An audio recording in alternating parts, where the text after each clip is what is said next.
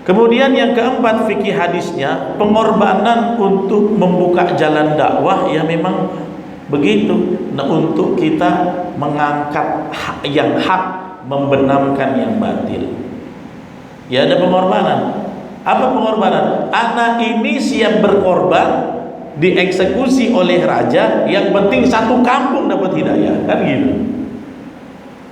Coba gara-gara eksekusi dia dengan Bismillah Rabbil Gulam, satu negara beriman gara-gara dia, tapi dia harus mengorbankan jiwa dan raga.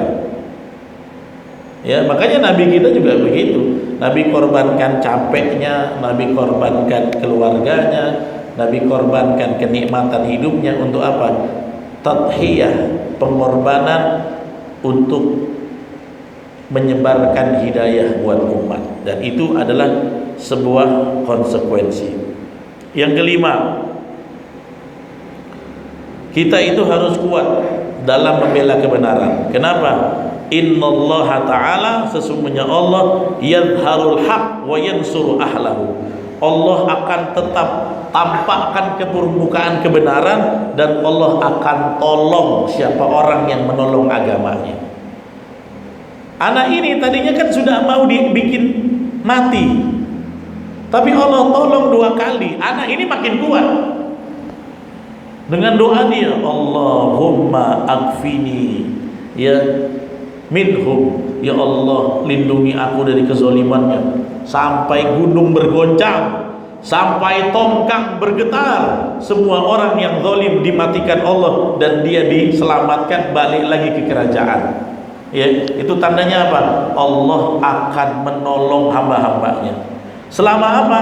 Selama hambanya itu menolong agamanya. Makanya ayatnya begitu, in tansurullaha yansurkum wa yutsabbit aqdamakum. Ya, barang siapa yang membantu agama Allah, Allah akan bantu urusan kalian dan Allah kuatkan langkah kalian. Jadi kalau kita pengen ditolong Allah, Pak, bantu agamanya, bantu agama Allah. Insya Allah Allah akan tolong kita dan kuatkan langkah kita. Yang ketujuh, nah ini yang tadi, fil hadis isyaratun, ya, hadis ini adalah sebuah pertanda ila annahu yajuzu an yadhiyal insan binafsihi. Bolehnya seseorang itu mengorbankan jiwanya. Seperti ashabul ukhdud yang disuruh milih, mau hidup murtad, kalau kau mau tetap beriman loncat, kan gitu kan? Seolah-olah orang ini menyerahkan jiwanya untuk mati. Sebenarnya tidak, karena dia kepepet. Lain sama orang bunuh diri. Orang bunuh diri bukan kepepet, frustasi, Pak, nggak tawakal sama Allah. Itu bunuh diri. Bunuh diri kan masih ada pilihan. Kalau ini kan nggak ada pilihan. Ya, makanya kata Syekh Mustafa Al-Bugh mensyarah dari hadis Nawawi ini, bolehnya ya seseorang mengorbankan dirinya idza kana fi dzalika maslahah diniyah amah. Kalau ibaratnya pengorbanan itu adalah demi kemaslahatan agama dan akidah. Ya, boleh. Makanya cerita, Pak, itu pilihan sebenarnya. Bapak pernah dengar kan kisahnya wanita syahidah pertama dalam Islam, perempuan ya. Jadi ini motivasi buat Bapak Ibu. Ada wanita sahabiyah yang pertama kali mati syahid, namanya Sumayyah.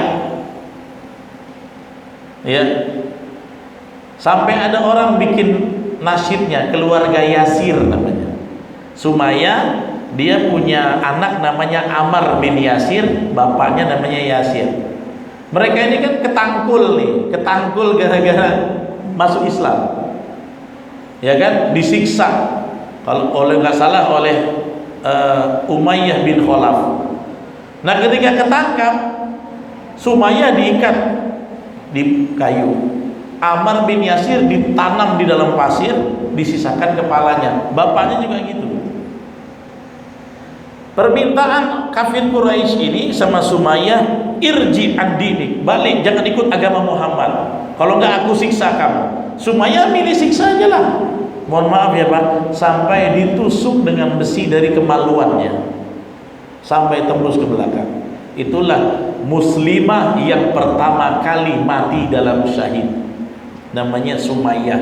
Sehingga banyak orang Islam namakan putrinya Sumayyah, supaya Allah kuatkan imannya seperti kokohnya Sumayyah. Tidak takut dengan besi, dicocok tembus badannya, dia tidak bergerak dari iman. Itulah Sumayyah. Tapi anaknya memilih untuk berpura-pura kafir, Amr bin Yasir. Amr bin Yasir begini, Amr dia nangis ketika lihat ibunya ditusuk. Kamu aku loloskan, satu saja kau ucapkan, kadzdzaba Muhammad, Muhammad itu pendusta. Bapaknya udah mati Pak, bapaknya disiksa juga. Akhirnya Amr gimana? Amr sebutlah Muhammad itu pendusta, diloloskan, dibebaskan. Dia nggak kuat sekuat ibunya. Setelah dibebaskan nangis, Amr bin Yasir nangis sampai jumpa Nabi, minta maaf. Aku berbicara cuma di mulut, tidak mungkin di hati, supaya aku tidak disiksa sebagaimana orang tuaku. Nabi bilang apa? Absyir ya Amr, nggak apa-apa. Habis itu dia ikut sama kaum muslimin. Itu tandanya apa? Kalau dalam keadaan kepepet, pura-pura murtad aja boleh sebenarnya. Pura-pura boleh. Tapi kalau kita milih mau mati terhormat, itu lebih afdal. Seperti Sumayyah, seperti Ashabul Ukhdud ini. Ya, seperti Ashabul Ukhdud ini. Boleh. Jadi itu pilihan.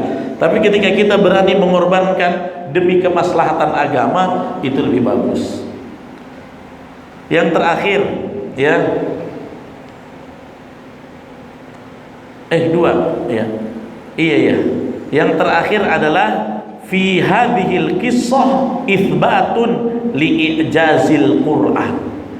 Ayat ini, hadis ini menjelaskan betapa mukjizatnya Quran. Kenapa? Ini kan diceritakan sebelum Al-Quran itu ada, sebelum Al-Quran diturunkan kan. Kisahnya kan fi man kana qablakum, terjadinya sebelumnya, tapi akhirnya muncul di surat Al-Buruj. Itulah kehebatan Al-Quran, bisa ya merekam kejadian-kejadian yang goib-goib dari zaman dulu. Ya, yang terakhir isti'malul murabbi. Nah, ini tentang seorang murabbi, seorang pengajar, bahwasanya ada satu metodologi seorang pengajar kepada peserta didiknya kalau dalam dunia pendidikan dengan pendekatan cerita. Ini kan Nabi pakai kisah, ya.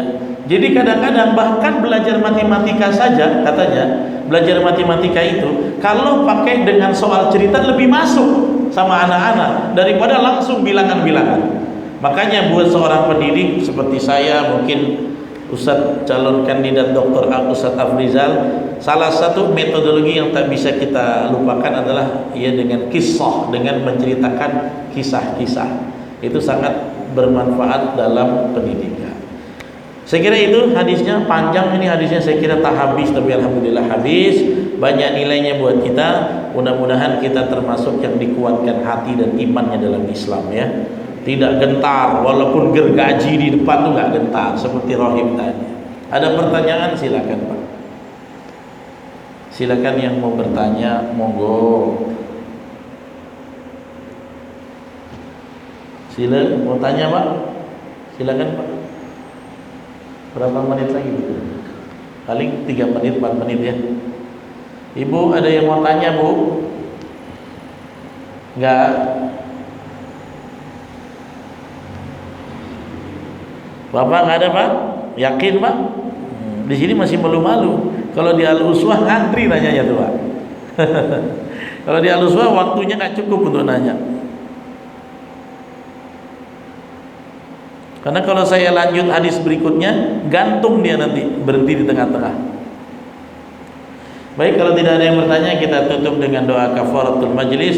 Subhanakallahumma wa bihamdika asyhadu an la ilaha illa anta astaghfiruka wa atubu ilaik. Assalamualaikum warahmatullahi wabarakatuh.